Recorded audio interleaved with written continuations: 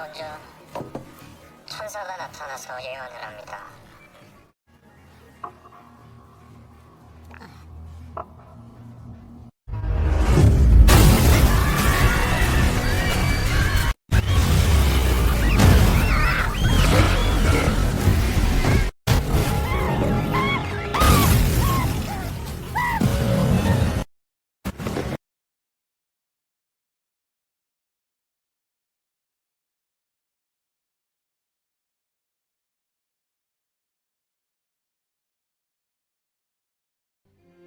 Kali ini saya kembali membawakan sebuah alur film yang berjudul Hellbound. Film ini bergenrekan drakor series horor yang menceritakan di mana para malaikat pencabut nyawa dikirim oleh Tuhan untuk mengadili para pendosa di dunia ini. Wow. Ya, walaupun sedikit tidak masuk akal, tetapi film ini tetap sangat keren karena memiliki visual efek layaknya Marvel Studio, bukan Indosiar. Baik, tanpa banyak kebacot lagi seperti player troll di Mobile Legends, langsung saja kita putar intronya.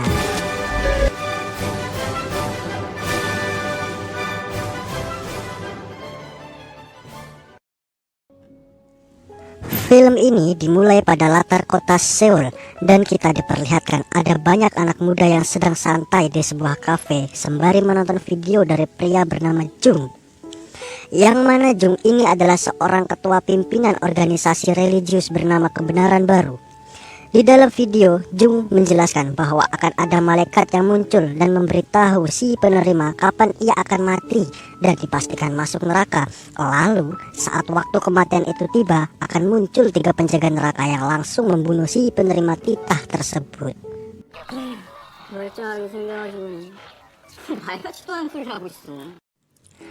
Di sini, Jung memperlihatkan video yang mana 3 malaikat penjaga tersebut melakukan tugasnya untuk mencabut nyawa seseorang yang sudah diberi titah kematian.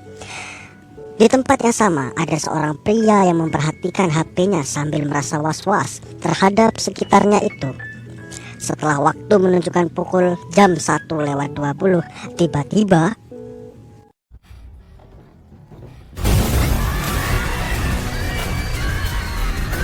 ya, pria itu adalah salah satu orang yang menerima titah, yang mana dengan sadisnya ketiga malaikat itu menghajar habis-habisan si pria hingga ia harus tewas dengan keadaan terbakar. Sungguh membagongkan.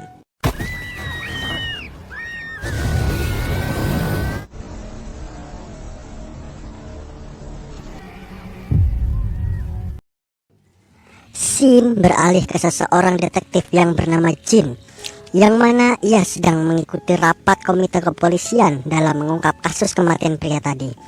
Ya, di sini saya cukup dibuat terheran-heran karena kok bisa-bisanya polisi berani mengungkap kuasa Tuhan. Di sini, Jin dan juga temannya diberi tugas oleh atasannya untuk menemui Jung, si ketua Kebenaran Baru, dan mencari tahu apakah ada hubungannya atas kasus tersebut dengan Kebenaran Baru. Karena hanya seorang bawahan bergaji UMR, Jin pun menyetujui dan langsung pergi menjalankan tugas. Sampainya di TKP tempat kejadian, Jin dan temannya langsung menemui Jung yang usai memberikan pencerahan kepada anggota Kebenaran Baru usai kejadian tersebut. Di sini, Jung merasa lucu karena kejadian yang terjadi ini adalah kehendak Tuhan, tetapi para polisi masih ingin menyelidikinya. Aduh. Di sela-sela pembicaraan, Jin bertemu dengan anaknya, yang mana dia adalah Hee-jung. Anak Jin ini mengikuti pencerahan dari Jung dan menjadi anggota Kebenaran Baru. Lanjut, karena para polisi ini ingin mencari tahu kebenaran dari kasus ini, mereka pun bersedia mewawancarai Jung sambil menuju arah pulang. Di sini, Jung menceritakan saat 20 tahun lalu, saat ia mau mengakhiri hidupnya, tetapi tak ingin ada siapapun yang melihat, jadi ia memutuskan untuk pergi ke dataran Tibet. Niat ingin mengakhiri hidup, rupanya Jung bertemu dengan ketiga malaikat itu yang sedang membunuh manusia. Atas kejadian itulah ia pertama kali menemukan makna hidupnya. Jung juga menjelaskan ia membentuk Kebenaran Baru karena ia ingin membuat manusia hidup dengan bijaksana sesuai keinginan Tuhan. Luar biasa.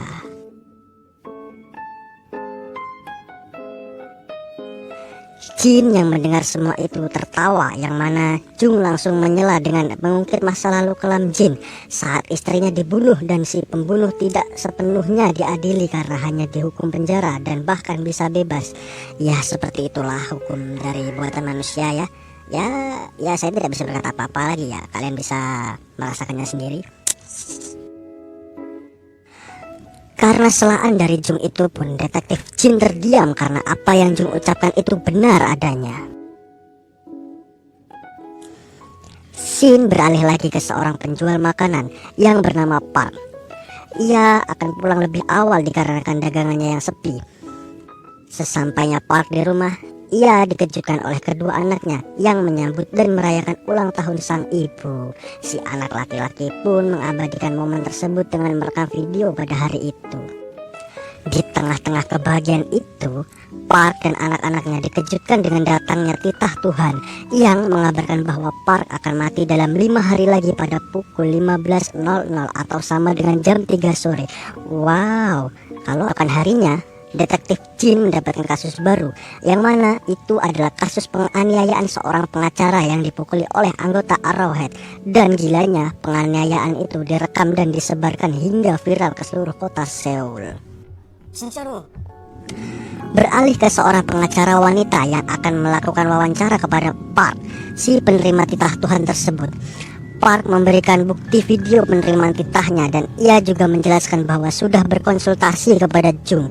Namun saran dari Jung adalah ingin menyiarkan demonstrasi Park dengan imbalan uang 3 miliar won untuk menjamin kelangsungan hidup anaknya. 3 miliar won itu sama halnya kayak 3 miliar rupiah ya. Oke, jelas ya.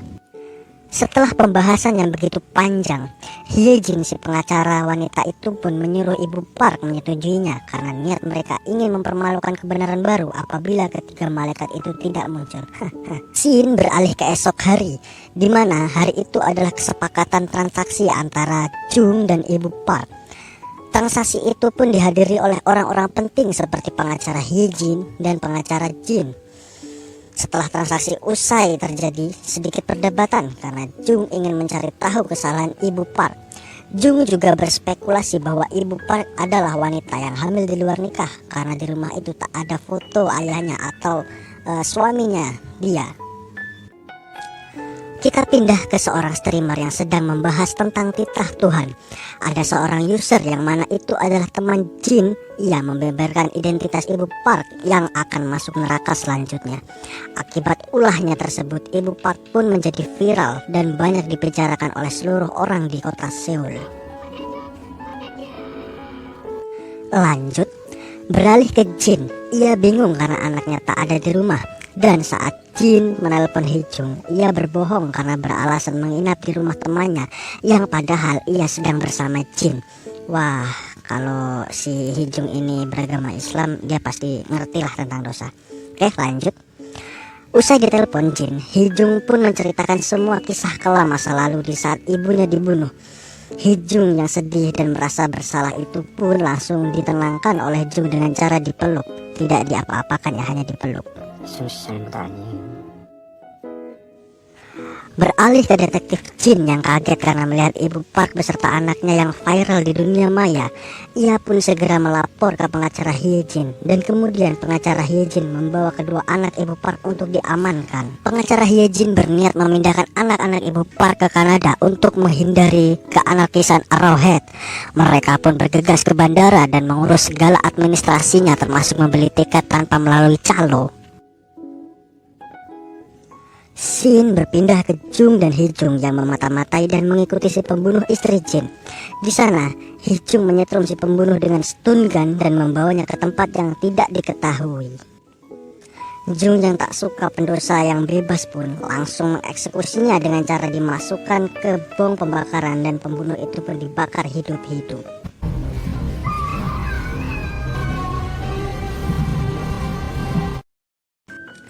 Keesokan harinya, wartawan dan polisi pun dikejutkan dengan penemuan mayat gosong yang tak lain adalah pembunuh tersebut. Kejadian ini pun menjadi viral dan membuat warga Seoul menjadi yakin dengan ajaran kebenaran baru.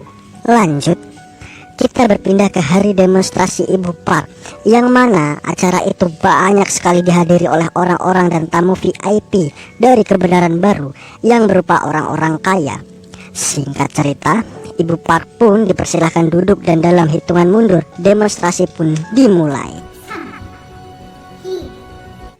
Benar saja, pada hitungan akhirnya ketiga malaikat itu pun muncul dan langsung menghabisi Ibu Park.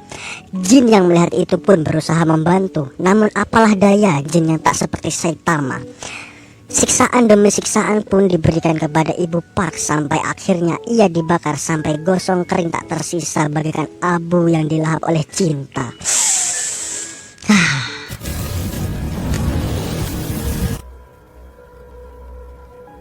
Oke, part 1 ini pun diakhiri dengan bersujudnya seluruh warga terhadap titah Tuhan yang baru saja terjadi.